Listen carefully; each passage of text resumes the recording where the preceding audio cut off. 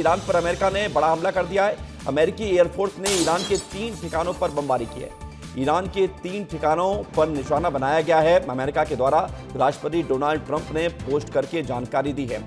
अमेरिकी राष्ट्रपति Donald Trump ने पोस्ट किया और बताया कि 3 परमाणु ठिकानों को निशाना बनाया गया है ईरान के। तो ईरान में अमेरिका ने घुस कर मारा है। ईरान में अमेरिका घुस गया है और ऑपरेशन को अंजाम देने के बाद वापस लौटा। ये तस्वीर आपको देखिए। ये डोनाल्ड ट्रंप ने पोस्ट करते हुए लिखा है कि हमने ईरान में 3 परमाणु स्थलों पर अपना बहुत ही सफल हमला पूरा कर लिया है, जिसमें फोर्डो, नतांज और इस्फहान शामिल है।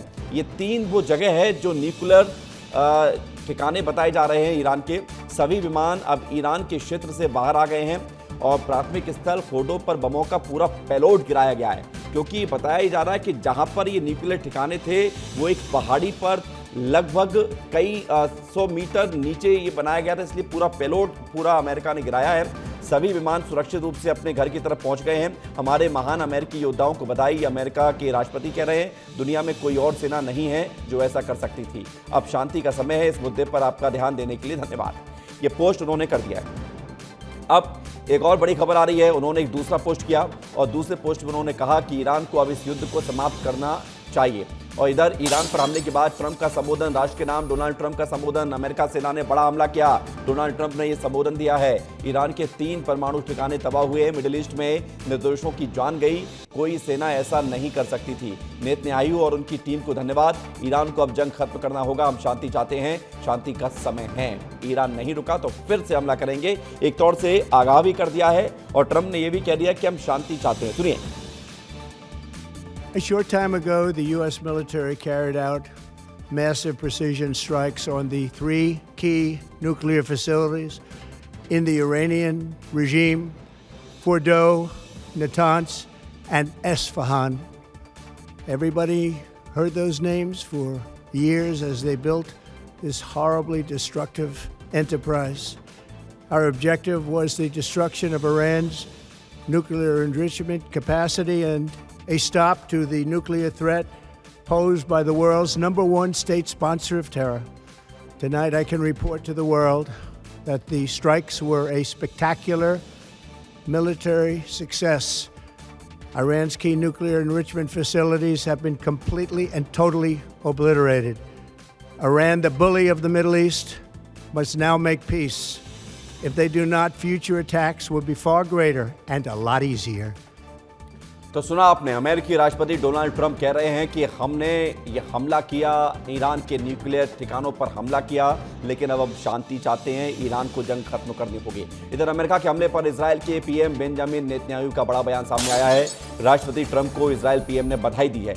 ईरान पर अमेरिका के हमले को सराहा है, कहा यह ट्रंप का साहसिक निर्णय है और कहीं ना कहीं इजराइल भी ये चाहता था कि जल्द से जल्द अमेरिका इस युद्ध में आए, नहीं तो ईरान को हर दिन तकरीबन 6,000 करोड़ रुपए खर्च करने पड़ रहे थे ईरान की मिसाइल को इंटरसेप्ट करने के लिए। इजराइल के लिए ये युद्ध बहुत महंगा साबित हो रहा था, लेकिन इस बीच अब अमेरिका की एंट्री हो गई, जो कि एक्सपेक्टेड भी थी और इजराइल भी चाहता था। तो इजराइल ने अमेरिका के हमले को सराहा है और कहा है कि ये ट्रंप का साहसिक निर्णय है।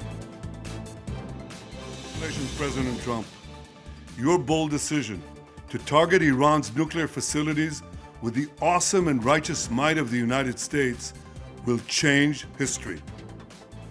President Trump and I often say, peace through strength. First comes strength, then comes peace. And tonight, President Trump and the United States acted with a lot of strength. तो आज की बड़ी खबर यही है कि अमेरिका ने ईरान पर बड़ा हमला कर दिया और इस पर अब प्रतिक्रियाएं भी सामने आनी शुरू हो चुकी हैं। इस पर विदेशी मामलों के जानकार प्रफुल्ल बख्शी ने बड़ा बयान दिया है, सुन लीजिए। जो पता चल गया है कि अब अमेरिका सीरियस है और एक बार अमेरिका ने अपना शिकार ढूंढ लिया, जैसे कि उसने इराक को ढूंढा था और उसके ऊपर अटैक को शुरू किया था। अब चाहे शिकारी जो शिकार की गलती हो या ना हो, शिकारी शिकार करेगा और ये शिकारी ट्रंप ने अपना काम शुरू कर दिया है। ये लड़ाई कहाँ रुकती है वो दूसरी बात है। फिलहाल अटैक करके और डिस्ट्रॉय करके मेरे ख्याल से इतना डिस्ट्रॉय हो गया होगा कि अब वो ठीक होने में बहुत समय लगाएगा। और सीधे रुख करते हैं अब, चूंकि इस विषय पर चर्चा करनी जरूरी है। आसान शब्दों में हम आपको इस हमले, इस युद्ध की सारी बारीकियां बताएंगे, क्या असर होगा दुनिया में ये भी बताएंगे। हमारे साथ एक्सपर्ट का एक पैनल जुड़ रहा है। हमारे साथ इस वक्त वरिष्ठ पत्रकार राजेश बादल जी जुड़ रहे हैं। हमारे साथ विस्तार न्यूज के ग्रुप एडिटर ब्रजेश राजपूत जी हमारे साथ जुड़ रहे हैं। स्वागत आप दोनों का। एक बार शुरुआत हम लेकिन करते हैं राजेश जी आपसे। आपने तो न जाने कितने युद्धों को बारीकी से देखा, उस पर कई लेख हम पढ़ते आए हैं। इस युद्ध में जो कुछ हो रहा है, इजराइल और ईरान के बीच अब अमेरिका का कूदना, इसके क्या मायने हैं, क्या जरूरत थी, क्या इंपैक्ट पड़ेगा पूरी दुनिया भर में?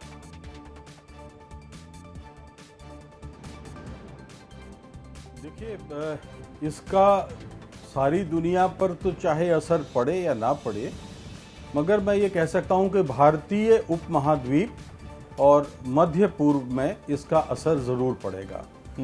और जहाँ तक भारतीय उपमहाद्वीप के नज़रिए से मैं कहूँ तो ये एक बड़ा दुर्भाग्यपूर्ण है और भारत को कम से कम चिंता में डालने वाला है। इसलिए चिंता में डालता है क्योंकि अमेरिका काफ़ी दिनों से, आपने देखा होगा कि अफ़गानिस्तान में, पाकिस्तान में या इसी इलाके में अपना एक सैनिक अड्डा बनाने की कोशिश में था। उनकी घोषित विदेश नीति में है ये बात। और इसी तरह से हमारे पूरब में, भारत के पूरब में बांग्लादेश में सेंट मार्टिन द्वीप पर उसका इरादा अपना अड्डा बनाने का है। तो इससे ये न केवल भारत के लिए बल्कि चीन और रूस के लिए भी एक बड़ी चेतावनी बनकर ये हमला जो है उभरा है। भारत के फिलहाल इजराइल से ठीक ठाक और अच्छे संबंध हैं, रिश्ते अच्छे हैं, लेकिन अमेरिका को जितना भारत समझता है और भारतीय विदेश नीति का जो अनुभव रहा है जी, उसमें अमेरिका का जो रोल रहा है, भूमिका रही है, वो हम पाएंगे कि अतीत में कई दशकों से प्रो पाकिस्तान रही है। अब ये बात, एक सूचना जो आई है कि अमेरिका ने अपने किसी तीसरे ठिकाने से इन 3 जो लड़ाकू विमानों के जरिए करीब 13,500 क्विंटल, 13,600 क्विंटल के जो बम गिराए हैं, ये 200 फुट नीचे पहाड़ियों को भेद कर विस्फोट करते हैं जी। तो इसका अर्थ यह है, और 50,000 फीट ऊंचाई से। तो जो आपको याद होगा कि आसिम मुनीर को लंच खिलाने का मतलब शायद ये भी हो सकता है कि कहीं पाकिस्तान के किसी ठिकाने से तो इन हवाई जहाज़ों को, अमेरिकी लड़ाकू विमानों को नहीं उड़ाया गया। और अगर ऐसा है तो हमारे लिए ये चीज़ काफ़ी गंभीर हो जाती है। जी, ये आपने जो बात कही है पाकिस्तान, क्योंकि पाकिस्तान को लेकर 3 दिनों से ये बात मीडिया में भी चल रही है, हम लोग भी लगातार नजर बनाए हुए हैं कि आसिम मुनीर का डोनाल्ड ट्रंप के साथ लंच होना ये बता रहा था कि कुछ तो ऐसा हुआ है, क्योंकि डोनाल्ड ट्रंप एक ऐसे नेता हैं जो अगर कुछ करते हैं तो बगैर अपने फायदे के लिए नहीं करते हैं। ब्रजेश जी, मैं गलत हूं तो मुझे टोकिएगा। और मैं एक सवाल आपसे और भी जोड़ता हूं कि अमेरिका ने जिस तरह से 3 ठिकानों पर ये हमला किया, उम्मीद लेकिन बहुत ज्यादा बड़े दखल की थी अमेरिका के द्वारा इस युद्ध में। अभी अमेरिका ने क्या किया, मतलब इसको ये माना कि ट्रेलर दिखाया है ये? नहीं, पहले बात तो हम आपको ये कहें कि डोनाल्ड ट्रंप कोई बड़े नेता नहीं है। डोनाल्ड ट्रंप को हमको समझना होगा कि डोनाल्ड ट्रंप बहुत बड़े व्यापारी हैं, जो काम करते हैं व्यापार के हिसाब से करते हैं। और एक अमेरिकी प्रेसिडेंट के पास जो अकड़, जो ताकत, जो घमंड होता है, वो उनमें कूट कूट कर भरा है, क्योंकि वो बेसिकली नेता नहीं है, धंधा करते करते इस पॉलिटिक्स में आ गए हैं। तो उनके हर चीज़ को हमको इस तरीके से देखना होगा। कल उनका एक बयान आया था, उन्होंने कहा था कि मैंने दुनिया के बहुत सारे देशों के बीच युद्ध रुकवाए हैं, जिसमें भारत पाकिस्तान का भी नाम था, और कहा था कि मैं इसके बाद भी मुझे नोबेल पीस प्राइज नहीं मिलेगा। मुझे उनकी एक मन में चाहत है कि वो व्यापारी तो हैं, नेता बन गए हैं, मगर एक दुनिया में इस सब के अलावा वो चाहते हैं कि एक वर्ल्ड लीडर बन जाएं, जिसके पास एक बड़ा तमगा हो कि नोबेल पीस प्राइज मिले। तो वो उनके मन में बड़ी चाहत है, तो उसके लिए वो सारे काम कर रहे हैं। तो दूसरी बात हमको ये समझना होगा कि जिस तरीके से वो इजराइल को सपोर्ट कर रहे हैं, और इजराइल ने ईरान पर अटैक क्यों किया? इजराइल ने ईरान पर अटैक ये इस आड़ में किया कि वहां पे जो परमाणु ठिकाने हैं वहां परमाणु बम बनाए जा रहे हैं, और परमाणु बम बनाए जा रहे हैं। तो आपको याद होगा कि उसने जो पहले अटैक किए थे तो इन्हीं ठिकानों पे किए थे, मगर ये ऊपरी ठिकाने थे तो उन पे कोई बहुत नुकसान नहीं हुआ था। तब समझा जा रहा था कि अमेरिका का जो बॉम्बर है, जो B-2 बॉम्बर है, जो 600 फीट नीचे अंदर जाके जैसे बादल जी ने बताया कि तकरीबन 1200 क्विंटल का जो बम है अंदर जाता है और वो सब कुछ तबाह कर देता है। तो 6 बम गिराए गए हैं इन 3 ठिकानों पे, जिनके नाम अभी हम सब जान रहे हैं कि फोर्डो, नातौज और अफयान है। और अभी जो ईरान की तरफ से जो बयान आया कि इन पर कहीं कोई नुकसान नहीं हुआ है। ईरान ने तो ये भी दावा कर दिया कि इनको हम पहले ही खाली कर चुके हैं, क्योंकि ईरान को भी मालूम था कि हम देर सवेर अमेरिका इन पर अटैक करेगा। और ये जो दावा किया जा रहा था कि 90% परमाणु बम का काम इनका पूरा हो चुका है, सिर्फ 10% का बचा हुआ, तो एक बहुत राइट टाइम था कि अटैक करने का था। एक बात और कहूंगा कि अभी 2 दिन पहले प्रेसिडेंट ट्रंप से पूछा गया था कि आप कब इस युद्ध में कूदोगे, कब इजराइल की मदद को जाओगे, क्योंकि इजराइल ने ईरान पे हमला तो कर दिया था, मगर ईरान ने जो जवाबी हमले किए थे उसमें इजराइल बुरी तरह तबाह हो रहा था।